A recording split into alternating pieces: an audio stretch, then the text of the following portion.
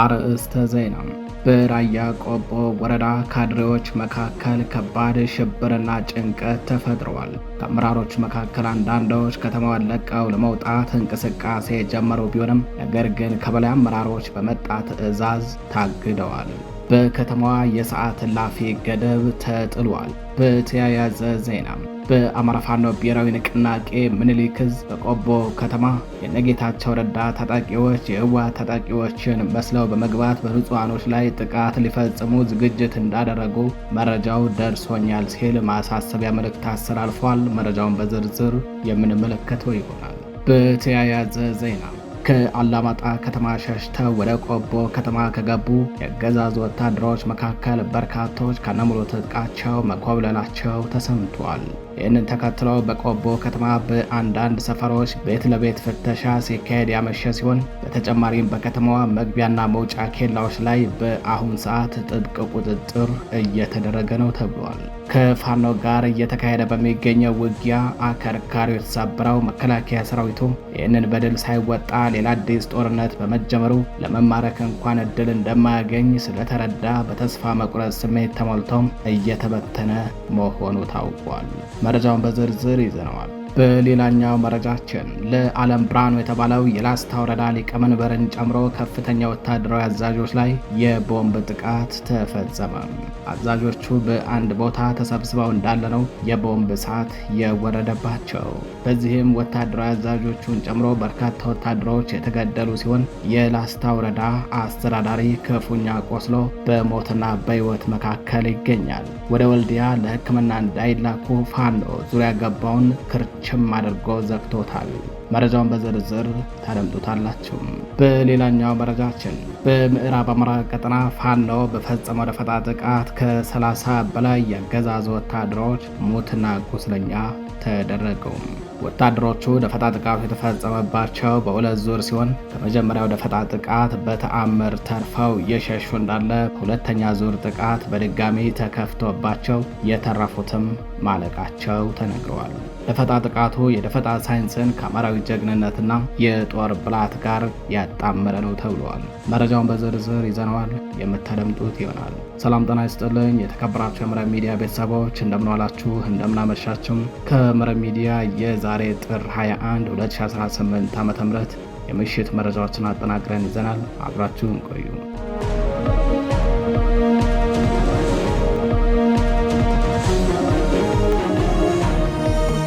ወደ ቀዳሚው መረጃችን እናልፋለን። በራያ ቆቦ ወረዳ ካድሬዎች መካከል ከባድ ሽብርና ጭንቀት መፈጠሩ ታውቋል። ከአመራሮች መካከል አንዳንዶች ከተማዋን ለቀው ለመውጣት እንቅስቃሴ የጀመሩ ቢሆንም ነገር ግን ከበላይ አመራሮቻቸው በመጣ ትዕዛዝ ታግደዋል። በአሁኑ ሰዓት ቆቦ ከተማ ካላማጣና ከኮረም ሸሽተው በመጡ ወታደሮችና ሜካናይዝድ መሳሪያዎች የተጥለቀለቀች ሲሆን በከተማው የሰዓት እላፊ ገደብ መጣሉን ካድሬዎቹ ከሰዓት በኋላ በከተማዋ እየዞሩ መናገራቸው ታውቋል። የሰዓት እላፊ ገደቡ ከዛሬ ጥር 21 2018 ዓ.ም ጀምሮ ተግባራዊ የሚደረግ ሲሆን ማንኛውም ተሽከርካሪ ከምሽት 12 ሰዓት በኋላ የእንቅስቃሴ ገደብ ተጥሎበታል ተብሏል። በተመሳሳይ እግረኞች ከምሽቱ 2 ሰዓት በኋላ ሲንቀሳቀሱ ከተገኙ ከባድ እርምጃ እንደሚወሰድባቸው ነው የተሰማው። የብልጽግናው አገዛዝ በከተማው የሚገኙ ባንኮች ገንዘባቸውን እንዲያሸሹ ለማድረግ እንቅስቃሴ መጀመሩም ታውቋል። በተያያዘ ዜና የአማራ ፋኖ ብሔራዊ ንቅናቄ ምኒልክ ዕዝ በቆቦ ከተማ የህወሓት ታጣቂዎችን በመመሳሰል የነጌታቸው ረዳ ታጣቂዎች ጥቃት ሊፈጽሙ መሆኑን ደርሼበታለሁ ሲል ተናግረዋል። የአገዛዙን የክፋትና የተንኮል እጆችን እየተከታተሉ ለህዝብ ማድረስና እንዲጠነቀቅ ማድረግ ያስፈልጋል ያለው እዙ የፋሽስቱ አገዛዝ ብልጽግና ቆቦ ከተማና አካባቢው ላይ ከነጌታቸው ረዳ ታጣቂዎች የተመለመሉ ጥቂት ኃይሎችን አስገብቶ በንጹሃኖች ላይ ጥቃት እንዲፈጽሙ በማድረግ ህወሓት አጠቃችሁ የሚል ተለምዷዊና ተራና ርካሽ ፕሮፓጋንዳ ለመስራት ዝግጅት ማድረጉን ከውስጥ አርበኞች አረጋግጫለሁ ብለዋል። ጀንበር የጠለቀችበት ፋሽስቱ የብልጽግና አገዛዝ ለፖለቲካ ትርፍና ለስልጣኑ ሲል ዛሬም እንደ ትላንቱ ንጹሃን አማራዎችን ከማስጨፍጨፍ ወደ ኋላ አይልምና መላው ህዝባችን አስፈላጊውን ጥንቃቄ እንዲወስድ ሲል እዙ መልእክት አስተላልፈዋል። ወደ ሌላኛው መረጃችን አለፍን። ከአላማጣ ከተማ ሸሽተው ወደ ቆቦ ከተማ ከገቡት የአገዛዙ ወታደሮች መካከል በርካቶች ከነሙሉ ትጥቃቸው መኮብለላቸው ተሰምቷል። ይህንን ተከትሎ በቆቦ ከተማ በአንዳንድ ሰፈሮች ቤት ለቤት ፍተሻ ተካሂዷል። ወታደሮቹ ከትላንት ምሽት ጀምሮ እስከ ንጋት ባለው ቆቦ ከተማ ከገቡ በኋላ ነው ደብዛቸው የጠፋው።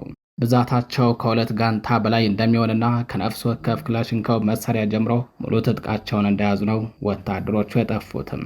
ወታደሮቹ ብዛታቸው ከሁለት ጋንታ በላይ እንደሚሆኑና ከነፍስ ወከፍ ክላሽንኮቭ መሳሪያ ጀምሮ ሙሉ ትጥቃቸውን እንደያዙ ነው ደብዛቸው የጠፋው። የወታደሮቹ መጥፋት ተከትሎ በቆቦ ከተማ መግቢያና መውጫ አካባቢዎች ላይ ብርቱ ቁጥጥር የተደረገ ሲሆን በአንዳንድ የከተማው አካባቢዎች ላይም የቤት ለቤት ፍተሻ ሲደረግ ማምሸቱን የመረብ ሚዲያ ምንጮች ገልጸዋል። በተጨማሪም በቆቦ ከተማ ወታደሮቹ ሰፍረውባቸው የሚገኙ ካምፖች ተጨማሪ ወታደር እንዳይከዳ ጥብቅ ቁጥጥር እንዲደረግ ከእዝ መምሪያዎች አስቸኳይ ትዕዛዝ ወርዷል። ከፋኖ ጋር እየተካሄደ በሚገኘው ውጊያ ከርካሪውን የተሰበረው መከላከያ ሰራዊቱ ይህንን በድል ሳይወጣ ሌላ አዲስ ጦርነት በመጀመሩ ለመማረክ እንኳን እድል እንደማያገኝ ስለተረዳም በተስፋ መቁረጥ ስሜት ተሞልቶ እየተበተነ ነው። በሌላኛው መረጃችን ለዓለም ብርሃኑ የተባለው የላስታ ወረዳ ሊቀመንበርን ጨምሮ ከፍተኛ ወታደራዊ አዛዦች ላይ የቦምብ ጥቃት ተፈጸመ። በምስራቅ አማራ ቀጠና ለዓለም ብርሃን የተባለው የላስታ ወረዳ ሊቀመንበርና ላሊበላ ከተማ ሰፍሮ የሚገኘው የብልጽግና መከላከያ ሰራዊት ከፍተኛ አዛዦች በከተማዋ ሀብትዬ ተብሎ በሚጠራው መዝናኛ ክበብ ውስጥ በነበሩበት ተከታታይ የሆነ የቦምብ ጥቃት ተፈጽሞባቸው አመራሮቹ መቁሰላቸውን ምኒልክ ዕዝ ለመረብ ሚዲያ በላከው መረጃ ገልጿል። እዙ በህዝብ ግንኙነት መምሪያው በኩል ለጣቢያችን በላከው መረጃ የወረዳው አስተዳዳሪን ጨምሮ ወታደራዊ አዛዦች ላይ የቦምብ ጥቃቱ የተፈጸመው ትላንት ጥር 20 2018 ዓ.ም ከምሽቱ 4 ሰዓት ገደማ ላይ በከተማዋ ለውዝ መገንጠያ ተብሎ በሚጠራው አካባቢ ሀፍትዬ ተብሎ በሚጠራው መዝናኛ ካፌ ውስጥ እንዳሉ ነው ብለዋል። በጥቃቱ ለጊዜው ማዕረጉንና የስራ ድርሻው በውል ያልታወቀ አንድ ከፍተኛ የብልጽግና መከላከያ ሰራዊት አዛዥ ወዲያውኑ ህይወቱ ሲያልፍ ተጨማሪ 7 የመከላከያ አመራሮችና አባላት ቆስለው ወደ ሕክምና ተወስደዋል።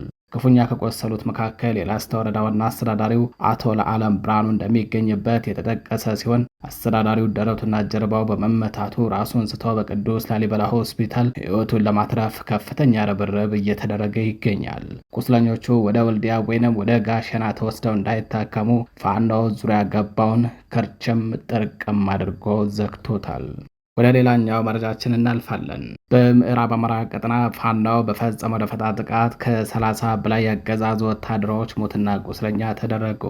በምዕራብ አማራ ቀጠና መነሻቸውን ከደብረ ወርቅ ከተማና ፈለገ ብርሃን ያደረጉት ያገዛዙ ወታደሮች በቀጠናው መጠያ ተብሎ ወደሚጠራው አካባቢ እየተጓዙ እንዳለ ከባድ የሽምቅ ጥቃት ተፈጽሞባቸዋል። የደፈጣ ጥቃት ሳይንስን ከአማራዊ ጀግንነትና የጦር ብላት ጋር ያጣመረ ነው በተባለው በዚህ ደፈጣ ጥቃት ከ14 ያገዛዙ ወታደሮች ሲገደሉ ከ11 በላይ የሚሆኑት የቆሰሉ ሲሆን በድምሩ ከ25 በላይ የጠላት ብልጽግና ወታደሮች ሙትና ቁስለኛ መደረጋቸውን መረብ ሚዲያ ለማረጋገጥ ችሏል። በተመሳሳይ ከመጀመሪያው ጥቃት በተአምር ተርፈው ወደ ፈለገ ብርሃን ከተማ ሲሸሹ ከነበሩ ወታደሮች ላይ ድጋሚ በተፈጸመ ጥቃት ከ5 በላይ የሚሆኑት ሞትና ቁስለኛ መደረጋቸው ነው የታወቀው። በጠላት ላይ ጠንካራ የደፈጣ እርምጃ በመውሰድ ድል የተቀዳጁት በአማራ ፋኖ ብሔራዊ ንቅናቄ ቴዎድሮስ ዕዝ 201ኛ ኮር ስር ከ74ኛ ክፍለ ጦር የተውጣጡ የፋኖ አባላት ናቸው። ወደ ሌላኛው መረጃችን አለፍን። 6 ያገዛዙ ወታደሮች 206ኛ ኮር 14ኛ ክፍለ ጦርን ተቀላቀሉ። በቅርቡ ይፋ የተደረገው የአማራ ፋኖ ብሔራዊ ንቅናቄ መበሰርን ተከትሎ የብልጽግና ሰራዊት እየተናደ ፋኖን መቀላቀሉን ቀጥሏል። በአፈናና በአፋሳ በተለያዩ መደለያዎች ከትምህርት ቤት፣ ከስራ ቦታ፣ ከመዝናኛ ቦታ፣ ከመንገድ ወዘተ በግዳጅ ተወስደው ማሰልጠኛ እንዲገቡ ከተደረገ በኋላ በአማራ ጠልነት አስተሳሰብ በማጥመቅ በገዛ ወገናቸው ላይ ሰይጣናዊ ጭካኔ እንዲፈጽሙ ተደርገው ሰልጥነው ወጥተው ነበር።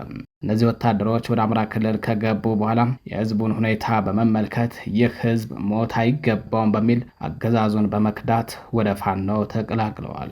በዛሬው ዕለትም 6 ያገዛዙ ወታደሮች ከነሙሉ ትጥቃቸው በአማራ ፋኖ ብሔራዊ ንቅናቄ ቴዎድሮስ ዕዝ 206ኛ ኮር 14ኛ ክፍለ ጦርን ተቀላቅለዋል። ወደ ሌላኛው መረጃችን አለፍን። ብልጽግና ስልታዊ ማፈግፈግ የሚላትን ጨዋታ ጀመረ። የብልጽግና መከላከያ ሰራዊት ስልታዊ ማፈግፈግ በሚል ስም አላማጣና ኮረም ዙሪያን ለቆ በመሸሽ ላይ ይገኛል። አላማጣና ኮረም ዙሪያ የነበረው የሪፐብሊካን ጋርድና የኮማንዶ ክፍለ ጦር እንዲሁም መደበኛ ሰራዊቱን ጨምሮ የፌዴራል ፖሊስ አባላት ጨርቄን ማቄን ሳይሉ አካባቢውን ለቀው በመሸሽ ወደ ቆቦ ከተማ ገብተዋል። ብልጽግና ከ2013 ዓ.ም ጀምሮ እስከ 2015 ዓ.ም መጀመሪያዎቹ ወራት ድረስ ከህወሓት ጋር ባደረገው ጦርነት የአማራ ክልልን የመዋጊያ ሜዳው በማድረግ በስልታዊ ማፈግፈግ ስም ህዝቡን ማስጨረሱንና ክልሉን ማውደሙ አይዘነጋም። ከፋኖ ጋር በሚያደርገው ውጊያ የፋኖን ክንድ መቋቋም ሲያቅተው ከሚፈጽመው የዘፈቀደ ጥቃት የተረፉ ንጹሃኖችን ለመጨረስ ዛሬም ስልታዊ ማፈግፈግ የሚላትን ካርድ በድጋሚ መዟታል። ብልጽግና በዛው ከህወሓት ጋር ባደረገው ጦርነት ከባባድ መሳሪያዎችን ተተኳሽና ነዳጅ ካፍ እስከ ደገፋቸው እንደሞሉ ጥሎ በመሸሽ ስልታዊ ማፈግፈግ በሚል በአማራ ህዝብ ላይ የሚሳለቅበት ወቅት የአማራ ፋኖና የአማራ ልዩ ኃይል እንዲሁም በቀድሞ የአማራ አድማ ብተናና ሚሊሻ ኃይል ባደረጉት በርቶ ተጋድሎ ህዝባቸውን ነጻ አውጥተዋል። በእርግጥ የኋላ በስልታዊ ማፈግፈግ ስም በአማራ ህዝብ ላይ እየተፈጸመ ያለውን የክህደት ደባ የገባቸው ሀገር ወዳድ የመከላከያ ሰራዊት አባላት ከአማራ ህዝብ ጎን ቆመው ውድ ህይወታቸውን ያለ ስስት እስከ መስጠት የደረሰ መስዋዕትነት በመክፈል ታሪክ የማይዘነጋው ታላቅ ተጋድሎ አድርገዋል። በወቅቱ በአማራ ህዝብ ላይ በስልታዊ ማፈግፈግ ስም እየተሰራ ያለውን ደባ ያጋለጡ ለአብነትም ስልታዊ ማፈግፈግ እስከምን ድረስ ነው በሚል የሞገተው ጋዜጠኛ ጎበዜ ሲሳይ ዘገየን ጨምሮ ሌሎች የማህበረሰብ አንቂዎች ከስራ ከመባረር ጀምሮ እስከ እስርና ደብደባ ግፍ ተፈጽሞባቸዋል። ገዢው የብልጽግና ቡድን በስልታዊ ማፈግፈግ ስም ከትግራይ ክልል ጀምሮም በአማራ ክልል ከራያ እስከ ወልዲያና ደሴ እንዲሁም እስከ ሸዋ ጣርማበር ድረስ በማፈግፈግ የጦር ሜዳውን አማራ ክልል አድርጎ የአማራ ህዝብ እንዲጨፈጨፍ ክልሉ እንዲወድም እንዳደረግም አይዘነጋም። ብልጽግና ይችን ያረጀች ያፈጀ ስልታዊ ማፈግፈግ ብሎ የሚጠራት ጨዋታን ለመጫወት በራያ ግንባር አሃዱ ብሎ ጀምረዋል። አገዛዙ ከዚህ ቀደም በኮረም ዙሪያና ባላማጣ ስፍራቸው የነበሩ ከፌዴራል ፖሊስ እስከ ሪፐብሊካን ጋርድና አየር ወለድ ኮማንዶ ክፍለ ጦሮች እንዲሁም መደበኛ እግረኛ ሰራዊቱን ከነ ሜካናይዝድ ክፍሉ ከትላንት ጥር 20 2018 ዓ.ም ምሽት ጀምሮ ጓዙን ጠቅልሎ ድንገት ሹልክ ብሎ ወጥቷል። በአሁኑ ሰዓት ቆቦ ከተማ ካላማጣና ኮረም ሸሽተው በመጡ ወታደሮችና ሜካናይዝድ መሳሪያዎች ተሞልታለችም። ከፋኖ ጋር እየተካሄደ በሚገኘው ውጊያ ከርካሪው የተሰበረው መከላከያ ሰራዊቱ ይህንን በደል ሳይወጣ ሌላ አዲስ ጦርነት በመጀመሩ ለመማረክ እንኳን የሚሆን እድል እንደማያገኝ ስለተረዳ በተስፋ መቁረጥ ስሜት ተውጧል። ብልጽግና ለምን አስወረርከን በሚል የራያ ማህበረሰብ ጥያቄ ቢያነሳበትም እንዳልከላከልላችሁ ፋኖ አጠቃኝ የራሳችሁ ፋኖ ነው ያስወረራችሁ በሚል የቂል መልስ እንደሚሰጥም ይጠበቃል። በወልቃይትም እንዲሆነው በአዴን ወብልጽግና በጋራ ሆነው ወልቃይትና ራያን ለዳግም ወረራ በማጋለጥ ፋኖ ነው ያስወረራችሁ የሚል አጀንዳ ለማራገብ ዝግጅታቸውን ጨርሰዋል። የተከበራችሁ የመረብ ሚዲያ ቤተሰቦች ለዛሬ ጥር 21 2018 ዓ.ም ይዘናቸው የነበሩት መረጃዎቻችን እነዚህ ይመስላሉ። መረጃዎቻችን ለብዙዎች ተደራሽ እንደሆኑ ቻናሉን ላይክ፣ ሰብስክራይብ እንዲሁም ሼር ማድረጋችሁን እንዳትዘነጉም። ቸር ቆዩ።